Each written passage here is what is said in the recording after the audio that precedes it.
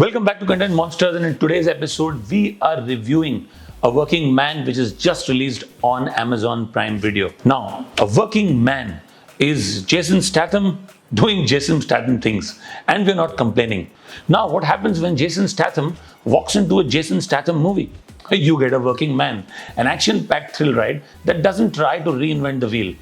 Because let's face it, the Statham mobile already is the wheel. The plot, simple. The stakes, high-ish.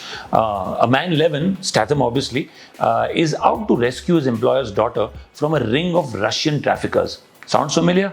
Well, that's because it is. But here's the thing. When it comes to high-octane rescue missions, we don't need Shakespeare, right? We need speed, punches, and that classic Statham growl. Now let's talk performance. Jason does what he does best. Glare, punch, shoot, and somehow still deliver a dry one-liner that makes you grin mid-broken nose.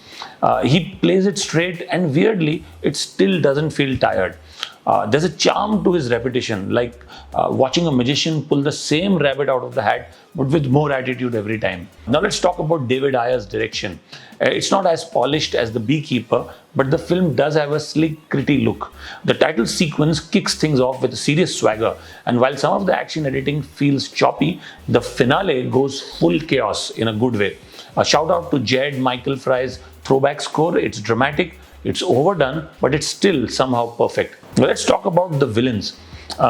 We get a delightfully eccentric group of bad guys. Enough personality to keep things interesting without overshadowing a bald-headed bruiser. Visually, the film's a treat. It's got that Hollywood polish, means Eastern European underground aesthetic that screams somebody's gonna get kicked through a wall. Now, where does the film stumble? To me, the movie drags a bit. Blame the overlong runtime and a plot that's twisty without being clever.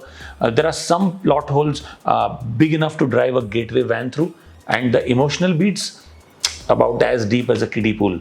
Now, Statham's dynamic with his character's daughter has heart, but the missing girl, not so much. Her brave moments feel forced and oddly diminish the danger to an extent.